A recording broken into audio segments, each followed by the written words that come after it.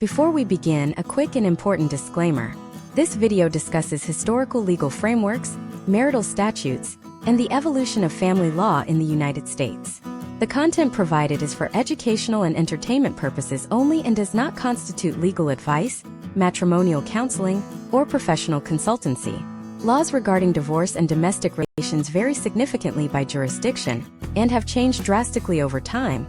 Therefore, viewers should conduct their own due diligence and consult with a qualified legal professional regarding any specific personal or legal matters. Imagine it is 1850 in Connecticut. You are trapped in a marriage defined by physical cruelty, but because you cannot prove a narrow, specific set of statutory violations, you are legally bound to your spouse until death. Now flash forward to the modern digital age, where a single click or a no-fault filing can dissolve a union in months. Why is it that when we pick up a work of American historical fiction today, the protagonist is almost always obsessed with an urgent divorce that historically would have been nearly impossible to obtain?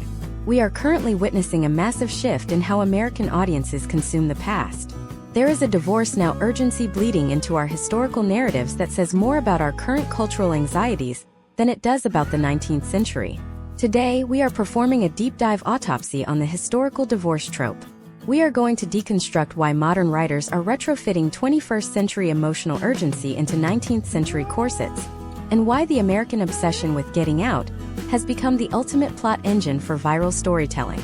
If you've ever wondered why historical dramas feel so modern despite the candlelight and carriages, this masterclass will reveal the hidden mechanics of narrative desperation. The problem this solves for you, the viewer and the creator, is the anachronism gap.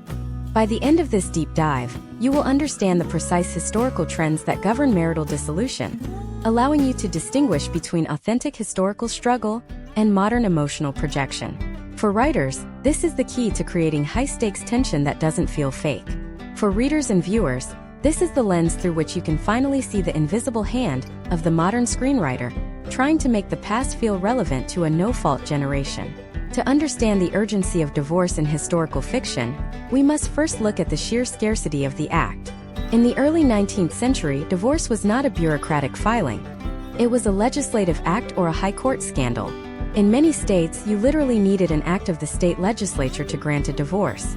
Imagine the urgency of having to lobby politicians just to leave your husband. This created a barrier to entry that modern fiction often glosses over. When a character in a popular streaming series screams, "I want a divorce now," they are speaking from a position of modern privilege that ignores the ecclesiastical roots of American law. We have to examine the fault-based system to understand why urgency was historically a liability rather than a strategy. To get a divorce in the 1800s, you had to be the innocent party. If both people wanted out, a concept we call collusion, the court would actually deny the divorce. The law was designed to keep people together unless one person was a monster and the other was a saint. This creates a massive conflict in historical fiction. Modern audiences want to see two people realize they aren't right for each other and part ways. But in an American historical context, falling out of love was a legal zero. You needed adultery, desertion, or extreme physical cruelty. Case studies of mid-19th century filings show that women often had to stay in dangerous situations for years while gathering evidence. The urgency wasn't about finding a new soulmate. It was about physical survival. However, modern historical fiction often pivots the urgency toward self-actualization. This is where the viral narrative takes over. We are obsessed with the idea of the bound woman breaking free, not just from a man but from a system. Let's look at the data of the divorce colony phenomenon, specifically in places like Sioux Falls, South Dakota, in the late 1800s. This is a goldmine for historical fiction writers. Because different states had different residency requirements, wealthy individuals would move to a liberal state for 90 days just to get a divorce. This created a divorce mill culture. The urgency here was literal. It was a race against time before the spouse back home could file an injunction or before the laws changed. This is the potential outcome that drives high-stakes plotting. It's not just about the end of a marriage, it's a logistical heist. You are stealing your own freedom from a state that doesn't want to give it to you. In the modern American psyche, we view divorce as a tool of liberation. But in historical fiction, divorce was often a tool of poverty. For a woman in the 1870s, divorce now usually meant poverty now. She lost her social standing, her children, who were legally the property of the father in many jurisdictions, and her economic stability. When we see a character in a novel demand a divorce with no regard for these consequences, we are seeing a modern proxy. The author is using the historical setting as a costume for a modern conversation about agency. Why does this matter for a U.S. audience? Because the United States has one of the most complex and fragmented histories of family law in the world. From the strict puritanical codes of New England to the more liberal frontier laws of the West, the urgency of divorce was entirely dependent on geography. This geographic urgency is a step-by-step masterclass in world building. If your character is in New York in 1860, they are stuck. If they can get to Indiana, they might be free. Furthermore, we must address the social contagion of divorce in historical narratives. In the late Victorian era, the New Woman movement began to frame marital dissolution as a political act. This is where the deep dive becomes essential. Divorce wasn't just a personal choice. It was a challenge to the patriarchal structure of the American Republic. When a character expresses urgency, they are often signaling to the audience that they are ahead of their time. This is a classic trope used to make historical protagonists likable to a modern audience. We don't like characters who submit to unfair systems. We like characters who burn them down. Step by step, we can see how writers build this urgency. First, they establish a maximalist conflict, usually an arranged marriage or a betrayal. Second, they introduce a time-sensitive opportunity, like a new law being passed or a travel window opening. Third, they remove the economic safety net to raise the stakes. By analyzing these layers, we see that the divorce now trope is less about history and more about the American ideal of the fresh start. The American dream is built on the idea that you can move west, change your name, and start over. Divorce is the domestic version of that dream. In historical fiction, the urgency to divorce is the urgency to reinvent the self. We are watching characters attempt to access a modern no-fault reality in a world that demands a villain. This tension is what makes these stories go viral. It taps into our collective fear of being trapped and our collective fantasy of the clean break. In the following sections, we will break down the specific legal hurdles of the 18th versus the 19th century, the role of private bills, and how the divorce now urgency has become the primary way we explore feminism in the American past. To truly grasp the mechanical gears of the divorce now urgency, we have to look at the sheer wall of legal obstruction that existed in the 18th century versus the 19th century. In the late 1700s, the concept of a judicial divorce, where you simply go to a judge and present your case, was a radical novelty. For the vast majority of the American colonies and early states, especially in the South, divorce was not a matter for the courts at all. It was a matter for the legislature. Imagine if in 2026, to end a marriage, you had to hire a lobbyist, draft a private bill, and have it read on the floor of your state senate alongside tax reforms and infrastructure projects. This was the reality of the private bill system. Historical trends show that this created an environment where only the most politically connected or the most scandalously wealthy could even attempt a legal separation. For a protagonist in American historical fiction, this legislative requirement acts as a massive narrative pressure cooker. If you are a woman in 1790s Virginia, there is no court in the land that can free you. You are asking for a literal act of government to intervene in your bedroom. This is why the urgency we see in modern scripts often feels so heightened. The writers are trying to convey a level of desperation that matches the near impossibility of the task. Let us look at a case study from the early 19th century. Consider the story of a woman we will call Sarah in 1810 Pennsylvania.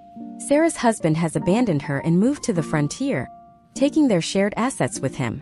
Under the doctrine of coverture, Sarah has no legal personhood. She cannot sign a contract, she cannot sue for her own wages, and she cannot own property in her own name. For Sarah, the urgency for a divorce isn't about finding a new partner. It is about reclaiming her status as a legal entity. Without that piece of paper from the legislature, she is a legal ghost. If she starts a small business and begins to see potential outcomes of success, her absent husband can return at any moment and legally seize every penny she has earned. This is the financial horror story that modern historical fiction uses to drive the plot forward. The urgency is a race against a predatory legal system that treats women as perpetual minors. As we transition into the mid-19th century, we see the rise of the judicial divorce, but it came with a toxic catch: the requirement of public shame. To get a divorce, you had to prove a fault so egregious that the state felt compelled to dissolve the social contract of marriage. Adultery was the gold standard. But consider the step-by-step reality of proving adultery in 1850. There were no digital footprints, no GPS tracking, and no text messages. You needed eyewitnesses. This led to the rise of the professional informant and the stage scandal. In New York, which maintained some of the strictest divorce laws in the country well into the 20th century, historical trends show a massive industry of staged infidelities. Couples who both wanted out would hire a woman to be found in a hotel room with the husband, purely so the wife could bring a witness to court.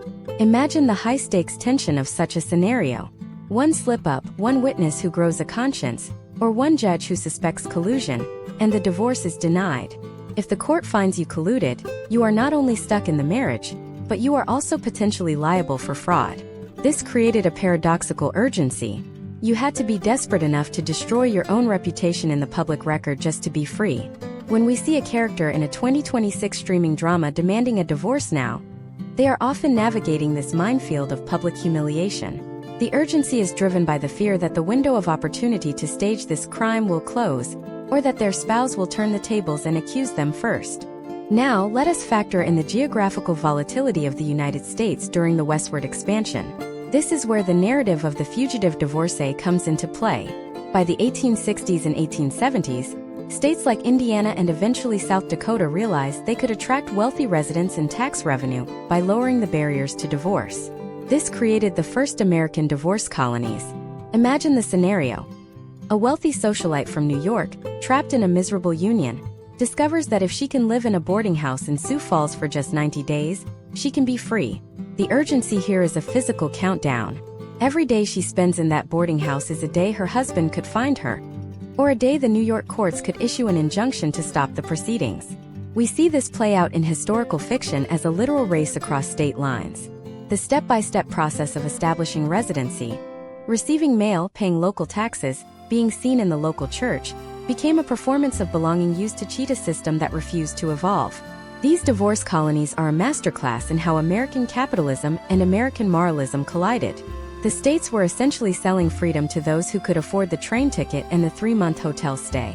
This brings us to the shift in the emotional landscape of these stories. In the 18th century, the language of divorce was cold and contractual. By the late 19th century, influenced by the Romantic movement, the language shifted to the right to be happy. This is where modern historical fiction finds its strongest foothold. We see characters in the 1880s arguing for divorce based on emotional neglect. Historically, this was almost never a valid legal reason, but for a 2026 audience, it is the only reason that feels valid. Writers use the urgency of emotional death to justify a character's radical actions. They frame the marriage as a prison of the soul, which resonates with our modern individualistic values. But we must look at the data regarding the potential outcomes for these women. A divorced woman in 1890 was often a social pariah. She was the subject of whispers at every dinner party. She was often barred from seeing her children, and she was frequently excluded from her family's will. The urgency to leave was often countered by the urgency to stay for the sake of the next generation. This creates a fascinating internal conflict that many deep-dive narratives explore. Is the protagonist's freedom worth the permanent alienation of her children? In a world where the father had near absolute custody rights, a woman seeking a divorce was often making a choice between her identity and her motherhood. This legal and social tug-of-war is what gives American historical fiction its unique flavor of desperation. It is not just about the end of a relationship. It is about the birth of a new kind of American citizen, one who believes their personal happiness is worth the destruction of a legal contract.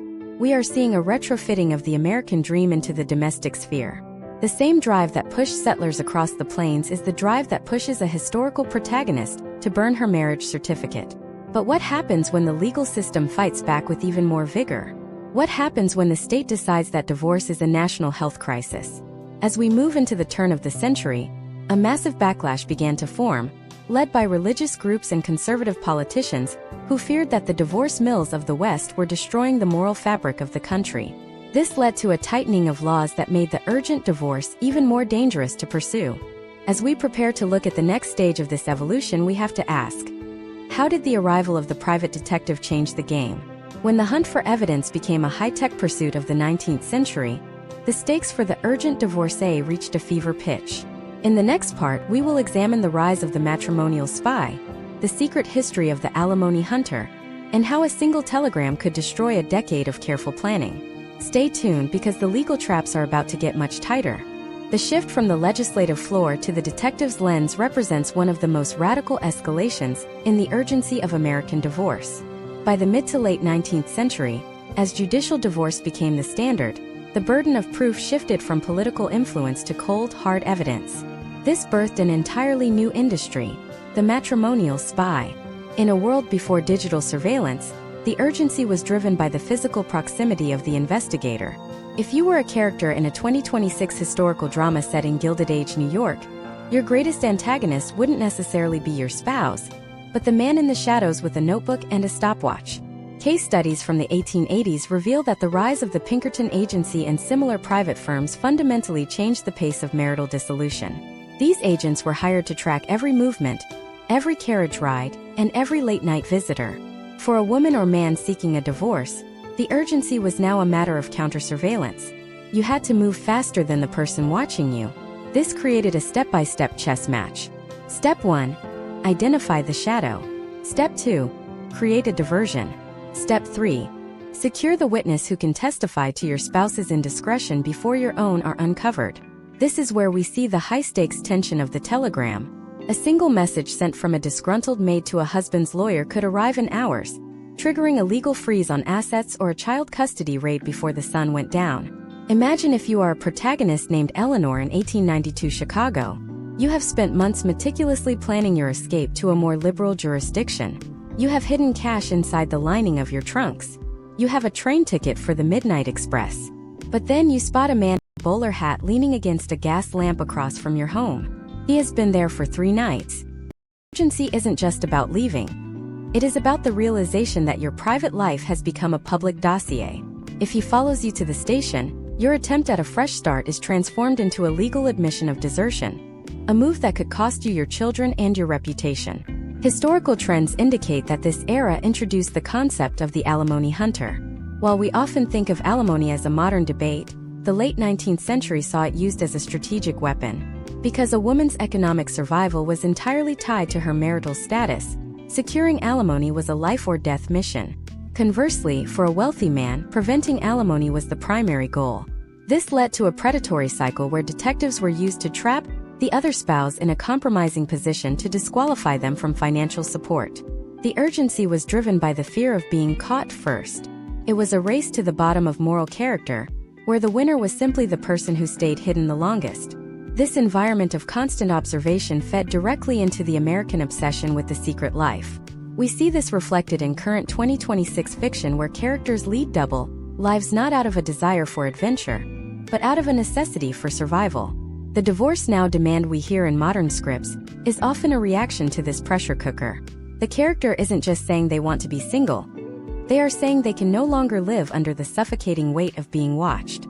Let us break down the step-by-step evolution of the evidence trap. In many states, the only way to obtain a divorce was to prove extreme cruelty or adultery.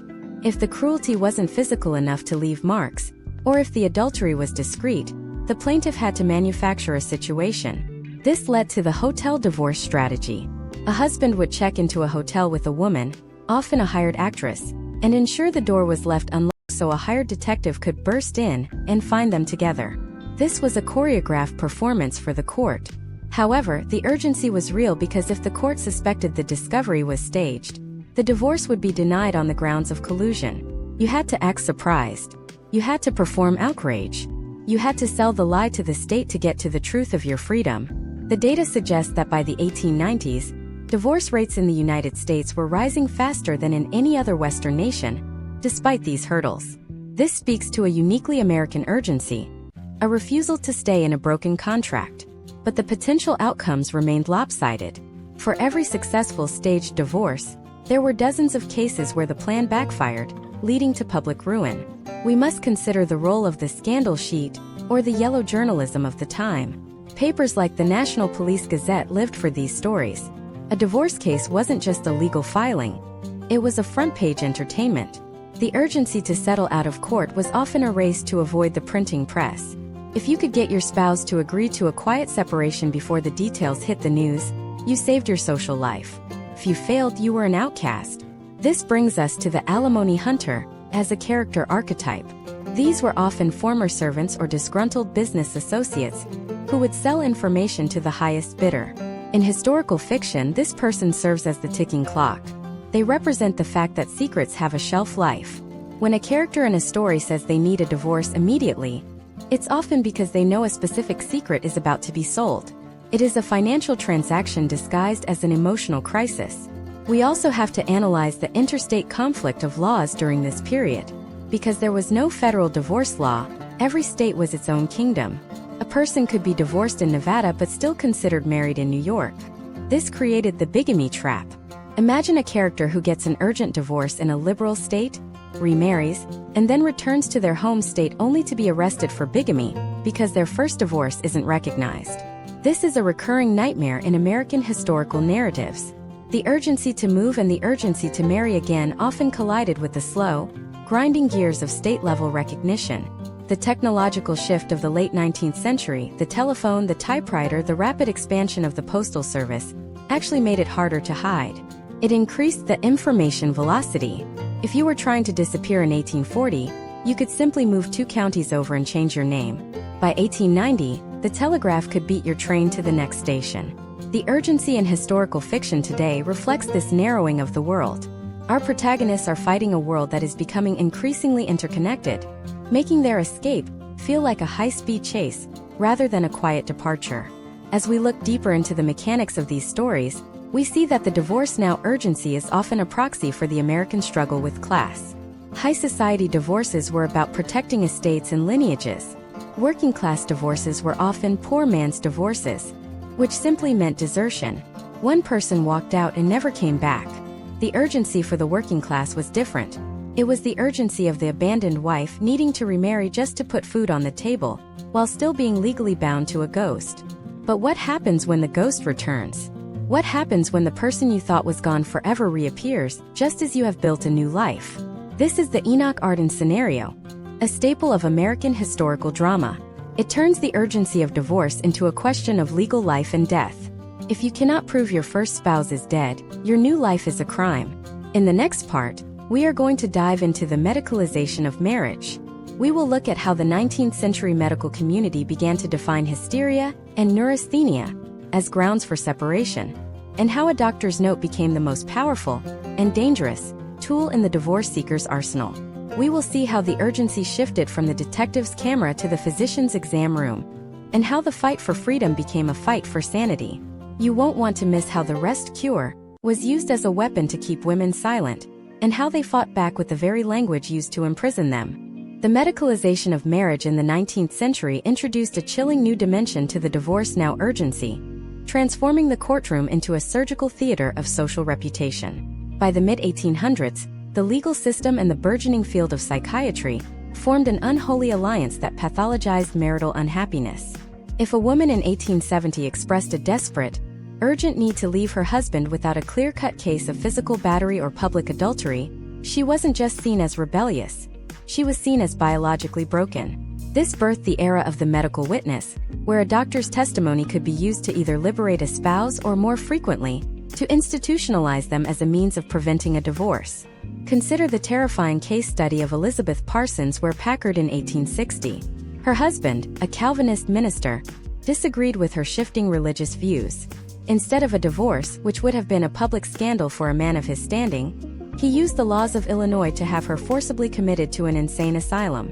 At the time, Illinois law stated that a husband could commit his wife without the evidence required in other cases. Elizabeth's urgency to escape wasn't just about marital dissatisfaction. It was a literal fight for her life and sanity against a medical establishment that viewed a woman's desire for independence as a symptom of brain fever. In American historical fiction, this creates the ultimate high-stakes ticking clock. The protagonist must secure a divorce before her husband can secure a medical certificate of insanity. This brings us to the rest cure, a psychological treatment popularized by Dr. Silas Weir Mitchell.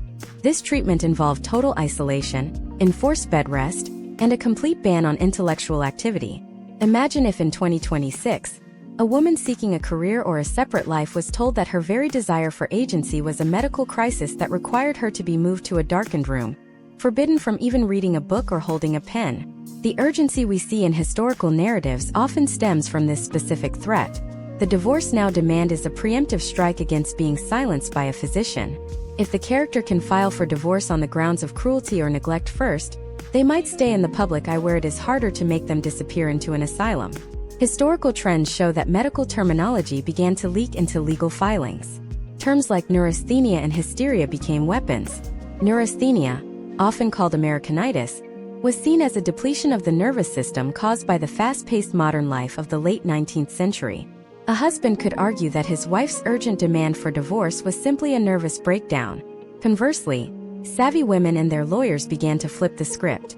They started using the medicalization of their suffering as proof of extreme cruelty. They argued that their husband's behavior had caused a nervous collapse, thereby meeting the legal threshold for a divorce that required proof of harm. This step-by-step tactical use of medical diagnosis changed the divorce now urgency from a moral plea to a clinical necessity. Step 1 in this tactical shift was the consultation with a sympathetic doctor. A woman would seek out a physician who believed that her husband's domestic tyranny was a genuine health risk. Step 2 was the documentation of symptoms, headaches, weight loss, and tremors, all reframed as the physical manifestation of a broken contract. Step 3 was presenting this as medical evidence that the marriage was quite literally killing her. This created a new kind of urgency, the biological clock. The character had to get out before her health was permanently compromised or before her husband found a less sympathetic doctor to testify against her. The potential outcomes of these medicalized divorces were often grim. If a woman successfully used medical grounds to gain a divorce, she was often branded as a permanent invalid, which impacted her ability to remarry or gain custody of her children. However, the alternative was often worse. Case studies from the late Victorian era show a spike in women being diagnosed with moral insanity for simply wanting to live an independent life. This is why the divorce now urgency in historical fiction feels so visceral to a modern US audience. We are watching a character navigate a world where their mind is being used as a prison. Imagine a scenario in 1885 Philadelphia where a protagonist named Clara discovers her husband is planning to have her evaluated by a board of alienists, the 19th century term for psychiatrists. She has 48 hours to find a lawyer, gather her witnesses, and file a petition for a limited divorce, known as a divorce mensa et thura, which would grant her legal separation and protection from her husband's medical reach. The urgency here is astronomical. It is a race between the law office and the sanitarium. This is the narrative engine that modern screenwriters lean on to keep viewers hooked. It's not just a breakup, it's an escape from a lobotomy of the soul. Data from the 1890 census and subsequent social studies suggest that as the medical profession grew in power, so did the complexity of divorce litigation. The introduction of expert witnesses meant that divorce was no longer a simple matter of community testimony. It was a battle of credentials. This raised the cost of divorce significantly, making the urgent escape even more of a luxury for the upper classes. For the middle-class woman, the urgency was often tied to the fear of the professional class, the doctors and lawyers who could decide her fate with a single signed affidavit. Furthermore, we must examine the role of the domestic sphere as a site of medicalized control. The home was supposed to be a sanctuary, but for a woman seeking an urgent divorce, it became a laboratory. Every emotional outburst, every tear, and every protest was recorded as data by a husband who might be building a case for her instability. This created an atmosphere of psychological warfare. The urgency to divorce now was the urgency to stop being a specimen and start being a human being again. In American historical fiction, this tension is often heightened by the arrival of a new, progressive medical theory. Perhaps a character encounters a doctor who has been reading the early works of Freud or Brewer, suggesting that their unhappiness isn't a biological defect, but a reaction to their environment. This provides the character with a new vocabulary for their urgency. They aren't just leaving a man, they are validating their own reality.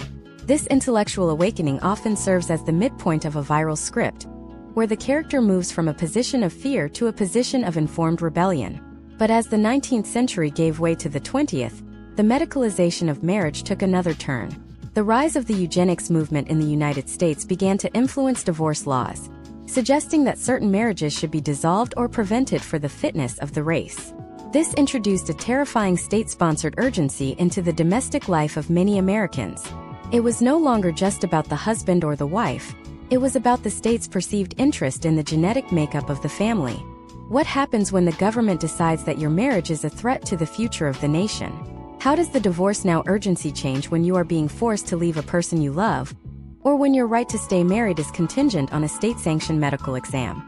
In the next part, we are going to dive into the dark history of the fitness divorce and the role of the state as the ultimate arbiter of the American family. We will explore how the urgency shifted from personal freedom to systemic survival, and how a new set of legal traps was laid for those who didn't fit the ideal. Prepare yourself, because the intersection of politics and the womb is where the real high-stakes drama begins.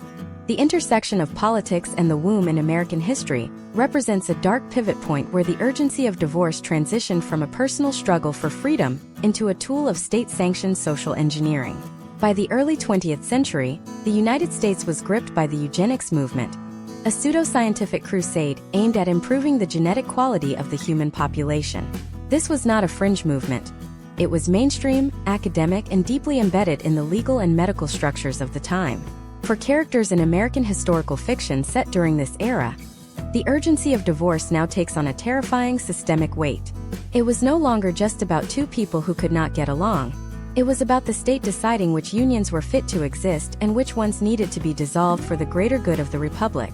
Imagine if in 2026, you discovered that your marriage was being monitored not by a private detective, but by a state commission tasked with evaluating your genetic compatibility. This was the reality in several states that passed laws inspired by the model eugenical sterilization law. The urgency to divorce in this context was often forced from the outside.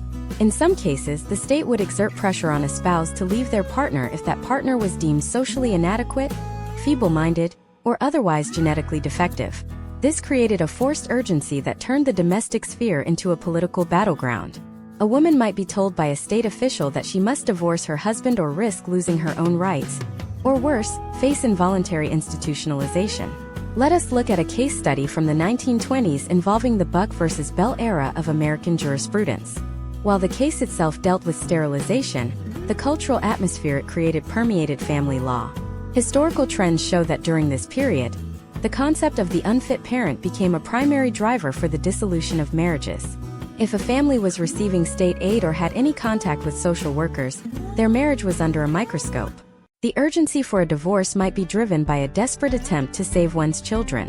A mother might feel she has to divorce an alcoholic or unemployed husband immediately, not because she no longer loves him, but because his presence in the home provides the state with the legal pretext to seize the children and place them in an orphanage or a state-run colony. This is a level of high-stakes tension that moves beyond romance and into the realm of survival. Step by step, the state began to integrate eugenic criteria into the divorce process.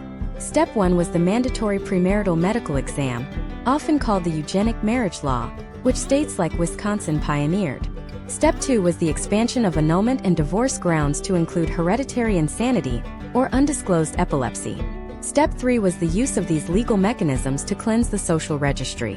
For a protagonist in a historical narrative, the urgency to get a divorce now might be a defensive maneuver. If they can secure a divorce on their own terms before the state intervenes with a fitness evaluation, they might maintain some level of autonomy over their future. The potential outcomes for those caught in this web were devastating. Unlike the Gilded Age socialite who sought a divorce for emotional fulfillment, the working-class victims of the eugenics era faced the erasure of their family legacy. We see this reflected in current 2026 historical fiction through the lens of the stolen family trope. Writers use this history to create a visceral sense of dread. The urgency is a ticking clock against a government that views the womb as a public utility rather than a private organ. This is where the divorce now urgency becomes a form of resistance. To divorce a partner voluntarily is an act of agency. To have the state demand it is an act of violence. Consider a scenario in 1924 Virginia, where a character named James is married to a woman who has been labeled as having low mental age by a visiting nurse. James is told that if he does not divorce her and consent to her being moved to a colony for the epileptic and feeble-minded, the state will declare their entire household a public nuisance. The urgency for James is a nightmare of conflicting loyalties. Does he stay and fight a system that has already decided his wife's fate? Or does he file for divorce to protect his own legal standing, hoping to help her from the outside? This is the kind of moral complexity that makes deep-dive historical fiction viral. It forces the audience to ask, what would I do if the law turned my love into a crime against the future? The data from this period indicates that thousands of marriages were impacted by these eugenic anxieties. Between 1907 and the mid-1930s, over 30 states passed laws that either restricted marriage or facilitated the dissolution of unfit unions. This was the dark urgency of American divorce history. It was a period where the state's desire for a perfect republic overrode the individual's right to a private life. In historical fiction, this is often depicted as a race against the social worker's clipboard. The character must move, hide, or divorce before the state's diagnosis becomes a permanent legal record. Furthermore, we must examine the role of class and race in this state-sponsored urgency. The eugenics movement in the U.S. was heavily biased against immigrants, poor whites, and people of color. The urgency to divorce or separate was often weaponized against these communities to prevent the growth of undesirable populations. For a protagonist from an immigrant background in 1910 New York, the divorce now demand might come from a settlement houseworker who believes the woman's old-world marriage is a barrier to her Americanization. Here, divorce is framed as a tool of assimilation. You must leave your past, your culture, and your husband to become a fit American citizen. This brings us to the concept of the paper divorce. In many historical narratives, we see characters who legally divorce to satisfy the state or a predatory legal requirement, but continue to live together in secret. This adds a layer of double-life tension to the script. The urgency is to get the paperwork finalized so the authorities stop looking, while the emotional reality of the marriage continues in the shadows. It is a reversal of the Gilded Age staged divorce. Instead of faking a crime to get out of a marriage, they are faking an end to a marriage to hide a commitment. The transition from the 19th century moral divorce to the 20th century scientific divorce changed the very language of the American courtroom. Lawyers began to cite intelligence tests and family trees as evidence. The urgency was no longer about who slept in whose bed, but about who shared whose genes. This shift is essential for understanding why modern historical fiction feels so heavy with bureaucracy. The characters aren't just fighting a person. They are fighting a filing cabinet. They are fighting a record that says they are genetically destined for failure. But even as the state tightened its grip, the American spirit of reinvention found a new outlet. As the eugenics movement began to lose steam in the face of the horrors of World War II, the urgency of divorce shifted once again. It moved away from the fitness of the nation and back toward the fitness of the individual mind. This paved the way for the mid-century psychological divorce, where the urgency was driven by the new science of the subconscious. What happens when the state steps back, but the marriage counselor steps in? How does the divorce now urgency change when the goal isn't genetic purity, but marital adjustment? In the next part, we will explore the rise of the 1950s domestic pressure cooker, the secret history of the trial separation, and how the suburban nightmare created a new kind of silent urgency that would eventually explode into the no-fault revolution. We will see how the threat of the asylum was replaced by the threat of the lobotomy and the Valium, and how women fought to define their own happiness in a world of white picket fences. The stakes are moving from the state house back to the living room, and the tension is about to become claustrophobic. The transition from the state house to the living room in the mid-20th century represents the era of the psychological pressure cooker. As the global trauma of World War II subsided, the United States entered a period of forced domesticity. The urgency of divorce now was no longer about escaping a legislative act or a eugenics board. It was about surviving the crushing weight of the suburban ideal. In historical fiction set in the 1950s, the divorce now demand is often a muffled scream from behind a pastel-colored curtain. This was the age of marital adjustment, a term used by sociologists and counselors to suggest that any unhappiness in a marriage was a failure of the individual to adapt, rather than a failure of the institution itself. Imagine if in 2026, every emotional grievance you had with your partner was met not with legal recourse, but with a prescription for a sedative and a suggestion that you improve your housekeeping. This was the reality for millions. The urgency was driven by a sense of disappearing selfhood. In American historical narratives, we see this manifest as the slow-motion crisis. A character realizes that if they do not get out now, they will eventually be medicated into a state of permanent compliance. The urgency is a race against the pharmaceutical and psychological industries that sought to preserve the American family at any cost. Let us examine a case study from the mid-1950s involving the rise of the marriage counseling industry. Before the 1940s, if you had a problem, you saw a priest or a lawyer. By 1955, you saw a counselor. Historical trends show that these counselors often acted as gatekeepers for the status quo. Their goal was reconciliation, not liberation. For a woman in 1958, The urgency for a divorce was often a desperate attempt to avoid the lobotomy of the soul that came with being told her desire for a career or a separate identity was a maladjustment to her feminine role. The step-by-step process of seeking a divorce in this era often involved a mandatory period of counseling. This was a tactical trap. If the counselor testified that you were not making a good faith effort to adjust, a judge might deny the divorce or worse, award custody of the children to the husband on the grounds of the mother's emotional instability. Consider the story of a protagonist named Betty in 1956 Connecticut. Betty is living the American dream. A suburban home, 2 children, and a husband with a steady corporate job. But Betty is suffocating. The urgency for her to get a divorce now is sparked by the realization that her husband has been discussing her moods with their family doctor. She knows that in this era, a husband's concern could lead to a voluntary commitment to a private sanitarium. The stakes are claustrophobic. If she stays, she loses her mind. If she leaves, she loses her children and her social standing. The urgency is a surgical strike. She must find a way to provoke a legal fault, such as catching her husband in an affair, before he can pathologize her unhappiness.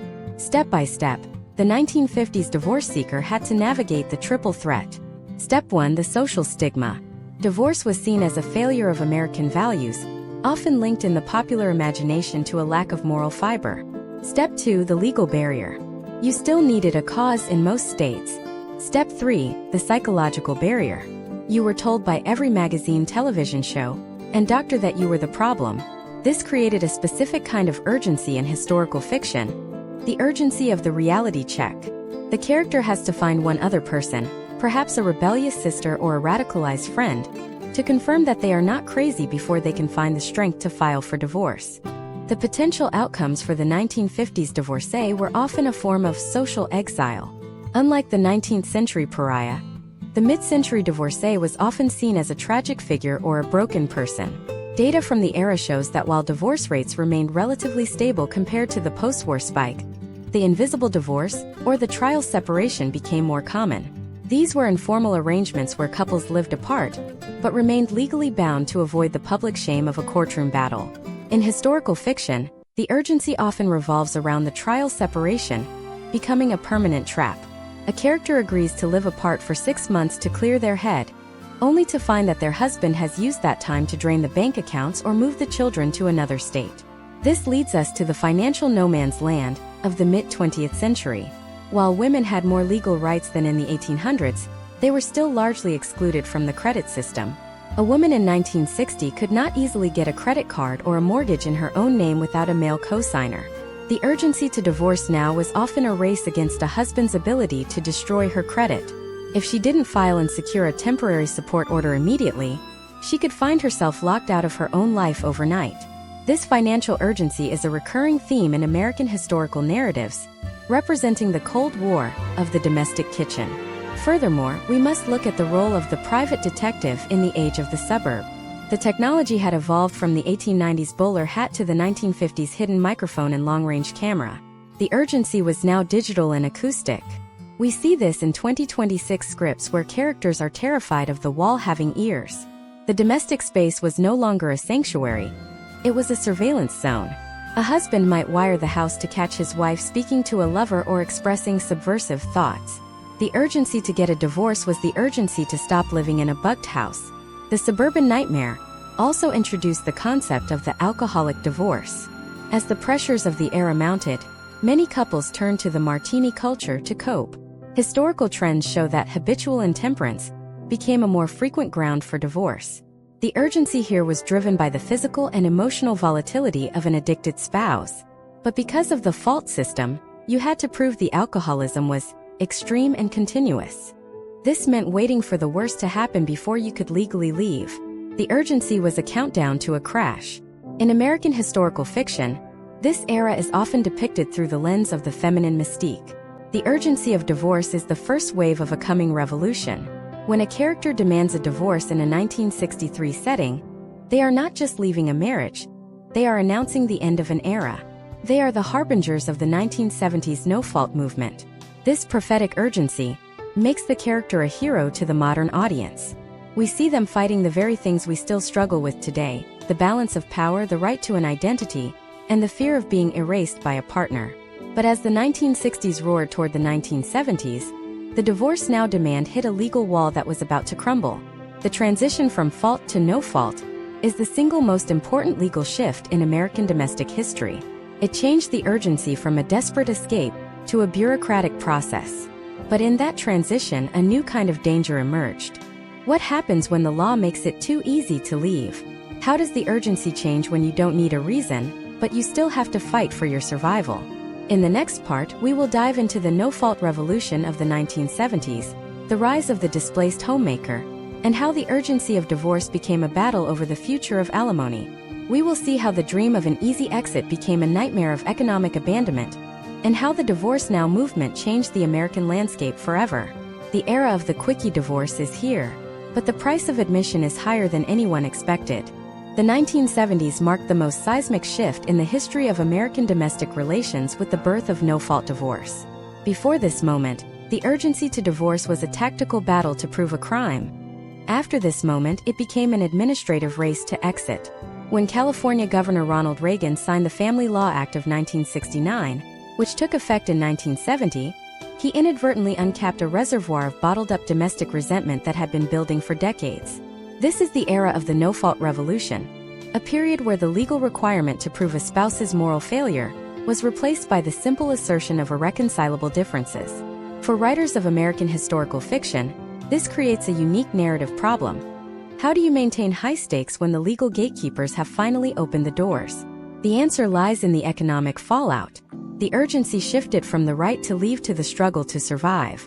This period introduced the archetype of the displaced homemaker. These were women who had spent 20 or 30 years building a home under the social contract of the 1950s, only to find that the new laws allowed their husbands to exit the marriage with minimal financial consequence. Imagine if in 2026, the rules of your long-term employment contract were suddenly deleted, and your employer could let you go without a severance package, despite your decades of loyalty. This was the lived reality of the early 1970s. The urgency for these women was a desperate, defensive move to secure assets before the new leaner laws could be applied to their cases. Let us analyze a case study from 1972 involving a woman we will call Margaret. Margaret is 55 years old, has never worked outside the home, and her husband of 30 years wants a no-fault divorce to marry a younger colleague. Under the old system, Margaret could have refused the divorce or demanded a massive settlement because her husband was at fault. Under the new system, she has no leverage to stop the dissolution. The urgency for Margaret is a race against her own obsolescence. She has to find a way to reframe 30 years of domestic labor as a quantifiable economic contribution before the court finalizes a settlement that assumes she can simply enter the 1970s workforce as an entry-level clerk.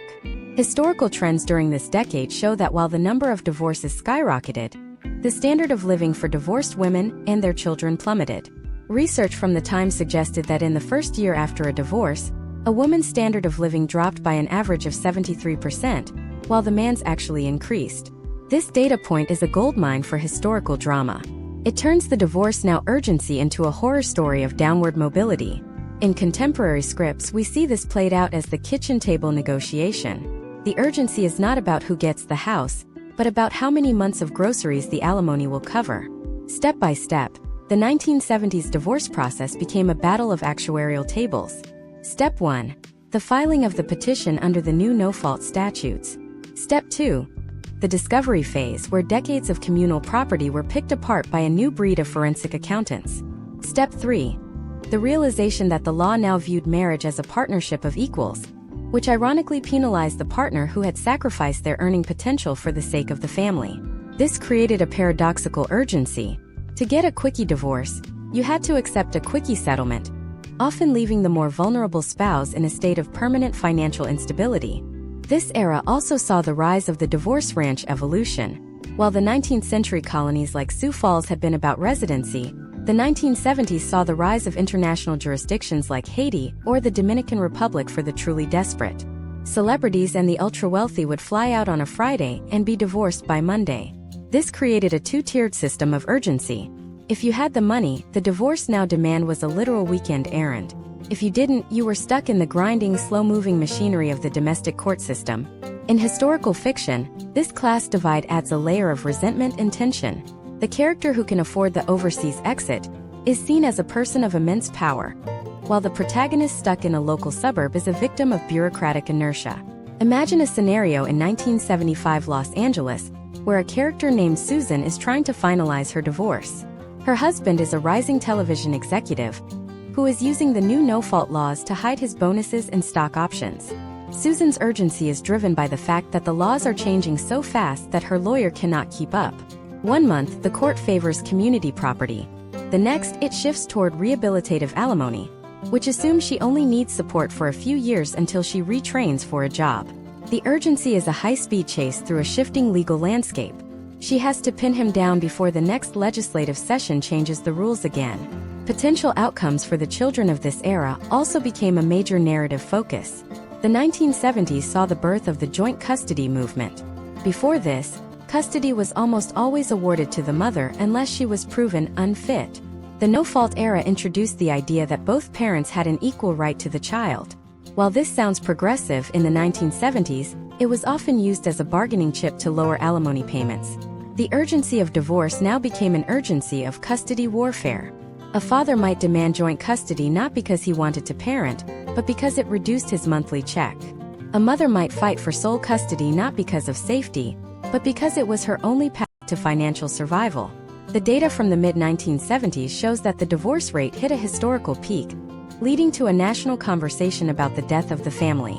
This cultural panic added another layer of urgency.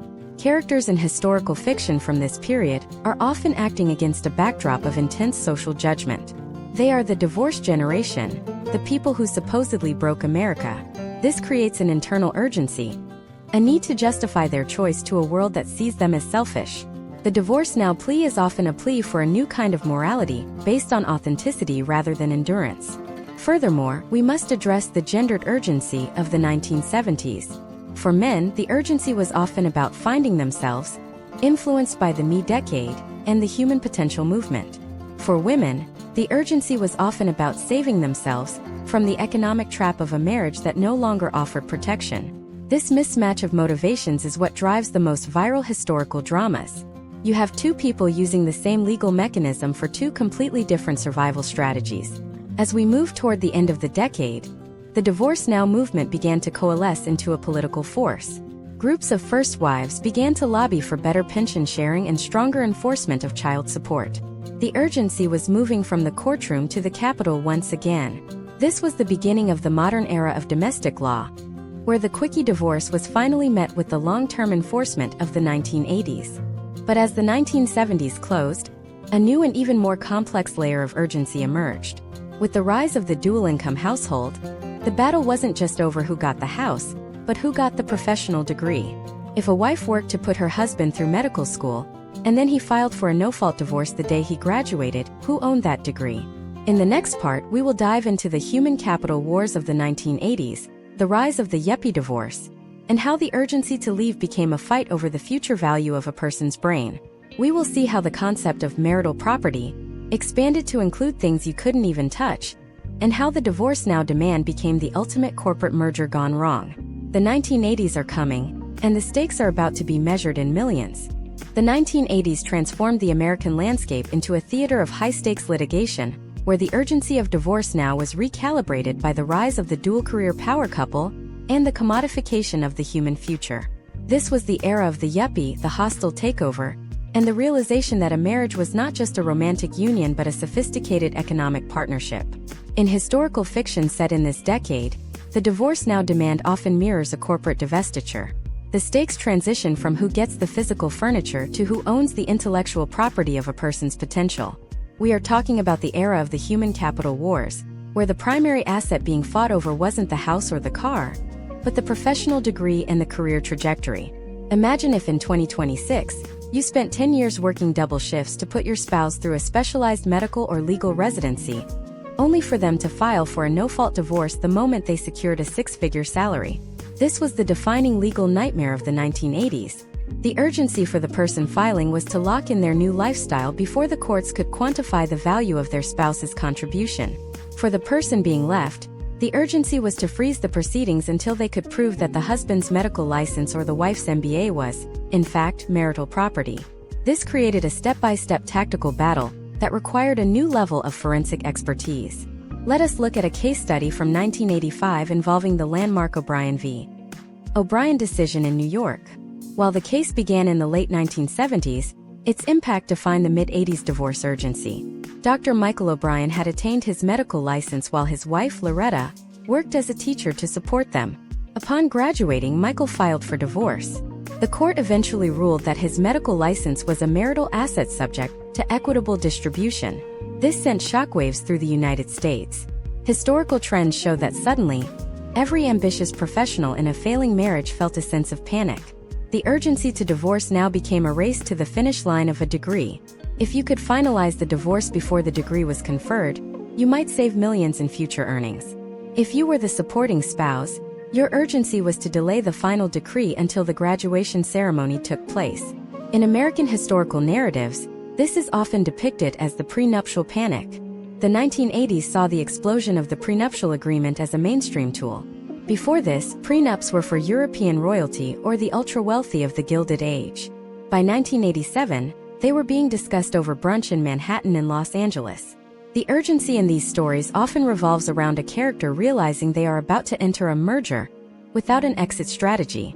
We see characters in 2026 historical dramas frantically trying to get a spouse to sign a post-nuptial agreement as the marriage begins to fray, creating a psychological chess match of trust and betrayal. Step by step, the 1980s divorce moved from the living room to the boardroom. Step 1 was the valuation of intangible assets. This required hiring experts to calculate the enhanced earning capacity of a spouse. Step 2 was the discovery of hidden perks. In the era of the corporate expense account, much of a family's wealth was tied up in non-taxable benefits, club memberships, company cars, and travel vouchers. Step 3 was the battle over professional goodwill. If one spouse owned a private practice, how much of that business's value was tied to their personality versus the actual equipment? This made the urgency of divorce a grueling multi-year process of documentation and deposition. The potential outcomes for the left-behind spouse in the 1980s were significantly different from the displaced homemaker of the 70s. While the 70s focused on basic survival, the 80s focused on lifestyle maintenance. The legal standard in many states shifted toward the idea that a divorced spouse should be able to maintain the standard of living they enjoyed during the marriage. This heightened the urgency for the high earner to exit the marriage before their income peaked. Imagine a character named David, a Wall Street trader in 1987. David is about to receive a record-breaking bonus. His urgency to finalize his divorce by December 31st is purely mathematical. If he is still married on January 1st, that bonus is 50% his wife's. This creates a high-velocity narrative where the ticking clock is the fiscal year-end. Data from this era shows that the divorce industry became a billion-dollar sector. The rise of the celebrity divorce lawyer changed the public perception of the process. Figures like Raoul Felder or Marvin Mitchelson became household names, turning the divorce now demand into a televised event. This influenced how ordinary Americans viewed their own separations. The urgency was no longer just about freedom, it was about winning. In historical fiction, we see this manifest as a character's obsession with their legal representation. The urgency to get a divorce is replaced by the urgency to get the best shark in town. Furthermore, we must address the child of divorce as a central figure in 80s historical narratives. This was the era of the latchkey kid and the rise of parental alienation as a legal concept. The urgency of divorce now often involved a desperate grab for the child's loyalty. With the 1979 film Kramer vs. Kramer still fresh in the cultural memory, the 1980s saw a spike in contested custody cases. The urgency for a mother or father was often driven by the fear that if they didn't move first, the other parent would kidnap the child emotionally or physically. This era saw the passage of the Parental Kidnapping Prevention Act of 1980, highlighting just how high the stakes had become. Consider a scenario in 1984 Chicago, where a protagonist named Linda is a partner at a marketing firm. Her husband has stayed at home to raise their 2 sons. Linda's urgency for a divorce is triggered by her husband's threat to sue for primary custody and permanent alimony. In this reversal of traditional roles, the 1980s historical fiction explores the new vulnerability of the high-earning woman. The urgency is a battle against a legal system that is still catching up to the reality of the female breadwinner. Linda must prove that her career doesn't make her an unfit mother, while her husband argues that his domestic sacrifice entitles him to a lifetime of Linda's salary. The Cold War of the 1980s domestic life was also fueled by the asset freeze. As soon as an urgent divorce was filed, lawyers would move to freeze all joint accounts. This led to the pre-filing cash grab, a trope we see frequently in modern scripts set in this decade. A character spends the first act of the story slowly siphoning cash into a private account or a safety deposit box because they know that the moment they say the word divorce, their credit cards will be cut off. This creates a sense of tactical espionage within the home. Every grocery receipt and every bank statement becomes a piece of intelligence. As the 1980s drew to a close, the divorce now urgency reached a fever pitch with the greed is good mentality. Divorces weren't just about the end of love. They were about the redistribution of capital. But as the decade turned toward the 1990s, a new technology was about to change the game of evidence forever. The era of the paper trail was ending, and the era of the digital shadow was beginning. What happens when your most private thoughts are stored on a floppy disk? How does the urgency of divorce change when the evidence can be deleted with a single keystroke? In the next part, we will dive into the digital dawn of the 1990s, the rise of the Internet affair, and how the divorce now urgency was accelerated by the birth of the World Wide Web. We will see how the information superhighway became a shortcut to the courtroom, and how a new generation of cybersleuths turned the PC into the ultimate witness. The 1990s are coming, and the privacy of the American marriage is about to vanish into the cloud.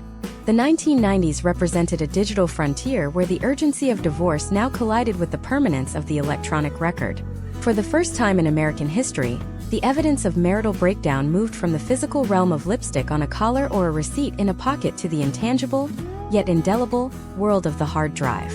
In American historical fiction set in this decade, the narrative tension pivots around the realization that a single-sent email or a chat room log is a smoking gun that cannot be unfired. The urgency was no longer just about catching a spouse in the act. It was about securing the hardware before the delete key could be pressed. We are entering the era of the cyber affair and the forensic data recovery battle, where the personal computer became the most dangerous witness in the house. Imagine if in 2026, you discovered that your spouse had a secret life hidden behind a password-protected folder. But the year was actually 1996 and the concept of digital privacy was still a legal gray area. This was the terrifying novelty of the 90s. The urgency to divorce now was often triggered by the accidental discovery of a floppy disk or an open AOL window. Unlike the 1980s where you needed a private investigator to follow a car, the 1990s allowed a spouse to conduct a surveillance mission from the comfort of their home office. This created a step-by-step technical race. Step 1. The discovery of a digital anomaly. Step 2. The frantic search for a computer expert who could bypass a basic password. Step 3. The urgent filing for divorce to prevent the other spouse from wiping the server or destroying the machine. Let us look at a case study from 1998 involving the rise of internet-based infidelity. Historical trends from this period show that the advent of chat rooms and early social networking sites created a new category of emotional adultery that the legal system was unprepared to handle. In many states, the no-fault laws made the presence of an internet lover legally irrelevant to the dissolution itself, but it was highly relevant to the negotiation of the settlement and the psychological warfare of the courtroom. The urgency for the person seeking the divorce was to frame this digital betrayal as a form of mental cruelty or wasteful dissipation of marital assets, especially if the spouse had spent thousands of dollars on long-distance phone bills or gifts for someone they had never met in person. In American historical narratives, this decade is often depicted through the lens of the Y2K panic and the information age transition. The urgency in these stories often revolves around the vulnerability of the stay-at-home spouse who is digitally illiterate.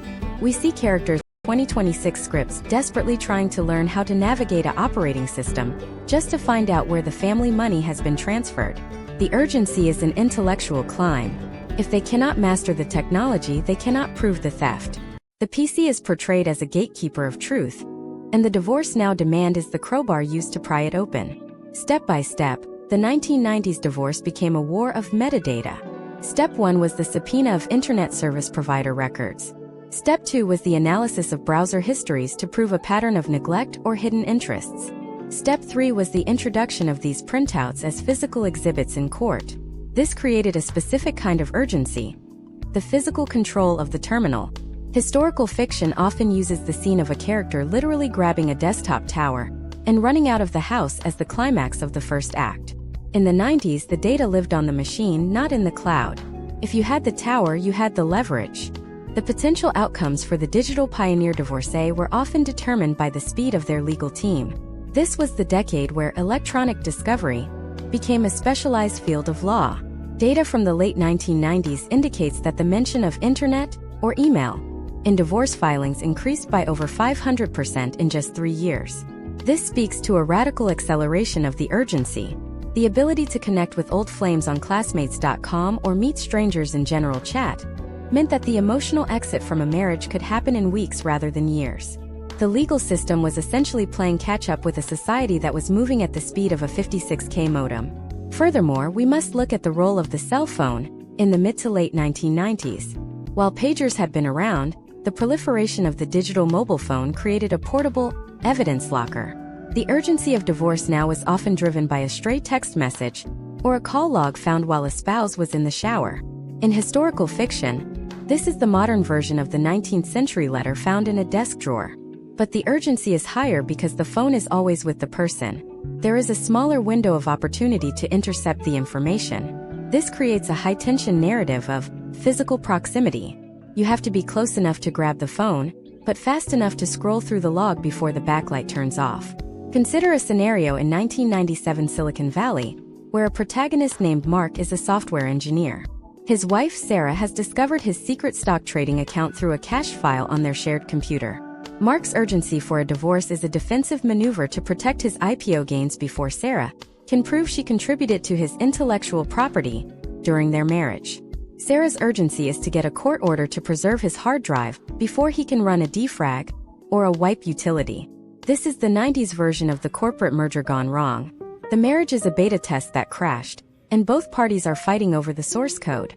The 1990s also saw the rise of the mediation movement as a reaction to the extreme costs of the 80s litigation style. The urgency shifted from winning at all costs to ending the conflict quickly. This introduced the collaborative divorce model. However, in historical fiction, this is often used as a Trojan horse. One spouse suggests mediation to lower the other's guard, while they are simultaneously moving assets into offshore accounts or setting up a new life in another state. The urgency is a mask for a deeper, more calculated betrayal. We also have to analyze the cultural saturation of divorce in the 90s. With high-profile cases like the O.J. Simpson trial or the Clinton-Lewinsky scandal dominating the airwaves, the American public was obsessed with the intersection of private life and public record. This made characters in historical fiction feel that their own urgent divorce was part of a larger national trend toward transparency. The urgency was a moral imperative. I must live my truth, no matter the cost. This is the era where the self-help industry exploded, providing the vocabulary of closure and moving on. The urgency was no longer just legal, it was therapeutic. But as the clock ticked toward midnight on December 31, 1999, the digital dawn was about to become a digital deluge. The 2000s would bring social media, smartphones, and the total erosion of the boundary between the public and the private. The urgency of divorce would no longer be about finding the evidence. It would be about escaping the always-on surveillance of a connected world. What happens when your divorce is live-blogged?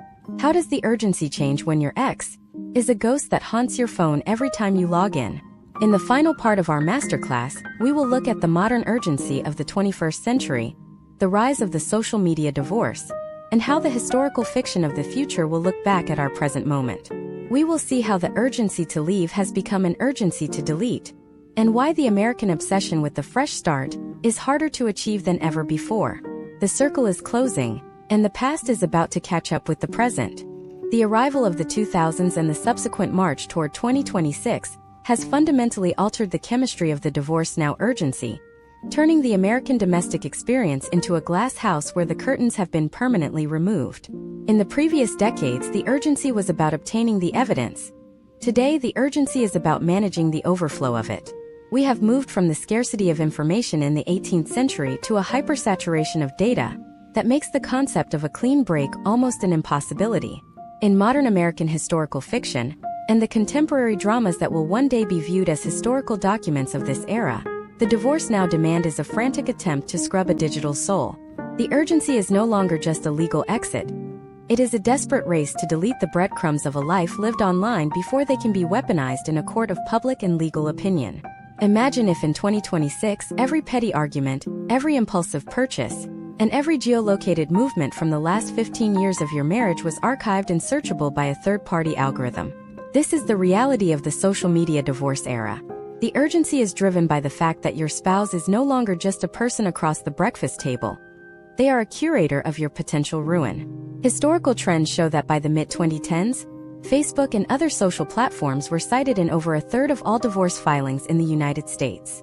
This created a new step-by-step tactical protocol for the modern divorce. Step 1. The sudden silent change of passwords across all shared accounts. Step 2. The mass archiving or deletion of photos that project a false narrative of marital bliss. Step 3. The urgent filing of the petition to trigger an automatic temporary restraining order on the destruction of electronic evidence. Let us examine a case study from the early 2020s involving a protagonist we will call Robert. Robert is a mid-level executive who has built a public persona of a dedicated family man. His wife, Jennifer, discovers through a shared cloud account that Robert has been leading a parallel life. The urgency for Jennifer is a high-speed data heist. She knows that if Robert realizes she knows, he can remotely wipe the devices that hold the proof of his financial and personal betrayals. Her urgency to divorce now is a race against the sync button. If the data disappears, her leverage in an equitable distribution state disappears with it. This is the 21st century version of the 19th century private bill. Instead of lobbying the legislature, you are lobbying the server. The potential outcomes for the modern divorcee are increasingly tied to their digital footprint. In the 1800s, you could move to the frontier and become a new person. In 2026, your digital shadow follows you across state lines and through every search engine. This makes the urgency of the fresh start a psychological mirage. We see this reflected in modern fiction as the ghosting crisis. A character wants a divorce not just to be single but to be invisible. But the state, the credit bureaus, and the social networks refuse to let them vanish. The urgency is a battle against the permanence of the record. You are trying to divorce a person, but you are also trying to divorce a database. Step by step, the 21st century divorce has become a war of optics and algorithms. Step 1 is the social media blackout, where lawyers advise clients to stop posting entirely to avoid lifestyle evidence, where a photo of a new car or an expensive dinner can be used to argue for higher alimony or lower child support. Step 2 is the search engine optimization of the separation, where parties try to bury the news of their divorce under a mountain of professional press releases. Step 3 is the realization that in a no-fault world, the court may not care about your spouse's behavior, but your employer and your community certainly do. This creates an urgency to win the narrative before the legal decree is even signed. The data from the last decade suggests that the gray divorce phenomenon, divorce among those over the age of 50, has doubled. This adds a layer of temporal urgency. For these individuals, the urgency is about the final act. They are looking at the clock and realizing they have 20 good years left, and they refuse to spend them in a state of marital inertia. In American historical fiction, this is depicted as the late-onset rebellion. It is a rejection of the 1950s adjustment model in favor of the 2020s self-actualization model. The urgency is a countdown to the end of a life, making every minute spent in a dead marriage feel like a theft of time. Furthermore, we must address the algorithmic urgency of the current dating landscape. For many seeking a divorce in 2026, the urgency is fueled by the swipe culture. The awareness that there is a literal marketplace of alternatives available at their fingertips creates a sense of opportunity cost. If you stay in a mediocre marriage, you are missing out on the potential matches that the algorithm is currently showing to everyone but you. This turns the divorce now demand into a consumerist impulse. It is the upgrade urgency. In historical narratives, this will be viewed as the moment the American family finally fully succumbed to the logic of the market. Imagine a scenario in 2026 Austin, Texas, where a character named Chloe is using an AI-driven legal app to draft her divorce papers while her husband is in the next room watching television. The urgency is silent and frictionless. She doesn't need a detective. She needs a strong Wi-Fi connection. But the high-stakes tension arises when she realizes the AI has flagged her husband's cryptocurrency wallet as a hidden asset. Now the urgency is a crypto chase. She has to file the papers and secure an injunction before he can transfer the keys to a cold storage device. This is the ultimate evolution of the asset grab. It is a war of code and encryption. As we conclude this deep dive masterclass, we see that the urgency of divorce in American historical fiction is a mirror of the American identity itself. From the legislative halls of the 1700s to the cloud servers of 2026, the divorce now demand is the sound of a person trying to reclaim their agency from a system that wants to categorize them. Whether it is a fight against coverture, the medical board, the eugenics commission, or the digital algorithm, the urgency remains the same. It is the desire for the clean break and the fresh start. But as we have seen through these 10 parts, the clean break is a myth. Every era simply replaces one set of chains with another. The urgency to leave is always met by the state's urgency to record, tax, and regulate the exit. We are left with a fundamental American paradox. We are a nation obsessed with the right to leave, yet we are a nation that never truly forgets where you came from. The historical fiction of the future will look back at our 2026 urgency and see not a path to freedom, but a complex web of digital tethers that we are only just beginning to understand. We have deconstructed the law, the medicine, the technology, and the economics of the urgent divorce. We have seen how the no-fault revolution solved the problem of the Gilded Age trap, only to create the economic abandonment of the 70s and the human capital wars of the 80s. We have watched the matrimonial spy evolve into the cyber sleuth. The circle has closed, and the past is no longer behind us. It is stored in the data centers that define our present. In our next series, we will pivot from the dissolution of the family to the reconstruction of the American dream. We will explore the rise of the gig economy in the late 19th century versus the 2020s, looking at how the urgency to work has replaced the urgency to settle. We will dive into the history of the American hustle, from the peddlers of the frontier to the influencers of the digital age. You will see how the same mechanics of desperation that drive a divorce also drive the American obsession with the side quest. The stakes are about to get even higher as we look at the cost of the always-on lifestyle and the secret history of the American burnout. Stay tuned because the masterclass is only just beginning.